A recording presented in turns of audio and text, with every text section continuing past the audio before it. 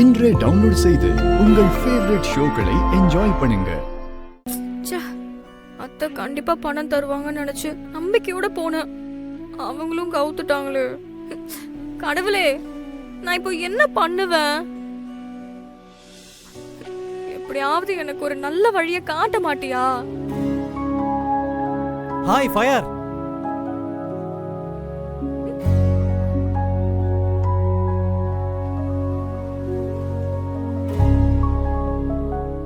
என்ன தனியா உட்காந்து பேசிட்டு இருக்க? பக்கத்துல வேற யாரும் இல்ல. பார்த்தாலே கொஞ்சம் புலம்புற மாதிரி இருந்துச்சு. ஏதாச்சும் பிரச்சனையா? அதெல்லாம் ஒண்ணும் இல்ல. அழையா விருந்தாளியா இங்க வந்துட்டு பிரச்சனையானு வர கேக்குற? இல்லையே, நீ என்கிட்ட போய் சொல்ற. உன்னோட முகம் ரொம்ப பிரைட்டா இருக்குமே. கொஞ்சம் குறும்பு, சந்தோஷம்னு எல்லாமே தெரியும்.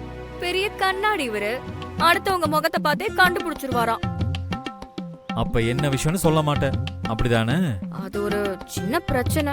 என்னது? பிரச்சனைக்கே பிரச்சனையா? அதாவது உனக்கு பிரச்சனை கொடுக்கறது யாரு என்னன்னு தேர்ன. இங்க பாரு, நீயே ஒரு ஃபயரு. ஃபயர்னா என்ன? தீ. காட்டுல தீ பிடிச்சா அந்த காட்டு தீயை பார்த்து காடு பயப்படுதா? மொத்தமா எரிஞ்சு போனாலும் மறுபடியும் துளிர் விடுறது இல்ல? அந்த மாதிரிதான் எப்பவுமே பிரச்சனையாவே பார்க்க கூடாது. அது ஒரு சவாலை தான் பார்க்கணும். பிரச்சனைங்கிறது ஒரு சீசனல் ஃப்ரூட் மாதிரி. என்னது? அதாவது மாம்பழம், சீதாப்பழம் எல்லாம் சீசன் அப்பதானே கிடைக்கும். அந்த மாதிரி தான் பிரச்சனையும். கொஞ்ச நாள்ல அது அப்படியே விலைக்கு தூரமா போயிடும். அதனால பிரச்சனைய லென்ஸ் வச்சு பெருசா பாக்குறத விட்டுட்டு விலகி நின்னு பார்க்க கத்துக்க, சரியா? நீ போன்ல நிறைய வீடியோ பாப்ப போல இருக்கு. அதனாலதான் இப்படி எல்லாம் உளறிட்டு இருக்கேன்னு நினைக்கிறேன். ஆமா, ஏதோ பெரிய பணக்கார வீட்டு பையன் மாதிரி ஓவரா அட்வைஸ் பண்ணிக்கிட்டு இருக்கா. எவ்வளவு பெரிய விஷயம் எல்லாம் சொல்லியிருக்கேன். உன்னால எவ்வளவு கேவலப்படுத்த முடியுமோ பண்ணிட்டேல.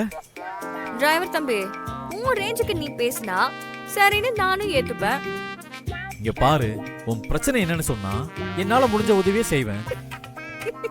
யாரு நீ? உதவி செய்றியா? என்ன அவ்வளவு நக்கல் உனக்கு? நக்கலும் இல்ல, பிக்கலும் இல்ல. நான் இங்க வேலைக்காரி, நீ இங்க டிரைவரு. நீ எப்படி என்னோட பெரிய பிரச்சனைக்கெல்லாம் உதவி செய்ய முடியும்? பிரச்சனை என்னன்னு சொன்னாதானே அது பெருசா சின்னதான்னு பார்க்க முடியும். தேவையே இல்ல. அப்படி ஒரு நிலைமை வந்தா சொல்றேன். மத்தபடி உன்கிட்ட உதவி கேக்குறதுக்கு எனக்கு பெருசா விருப்பம் இல்ல. அப்ப என்ன வேற ஆளா பாக்குறேல? தெரிஞ்சு போச்சு, தெளிவா புரிஞ்சு போச்சு. ஏய் ஏய், டிரைவர் தம்பி, டிரைவர் தம்பி. வேற பொஸ்கு பொஸ்குன்னு கோச்சுக்கிறான்.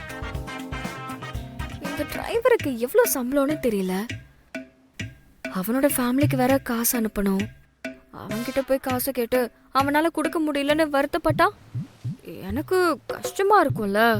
எதுக்கு தேவையில்லாம மத்தவங்களுக்கு குடைச்சல் கொடுக்கணும்னு தான் யோசிச்சுக்கிட்டு இருந்தேன். அது புரியாம என் மேல கோவப்பட்டு முறைச்சுக்கிட்டு போறான். சரி போகட்டும், அப்புறமா சமாதானப்படுத்திக்கலாம்.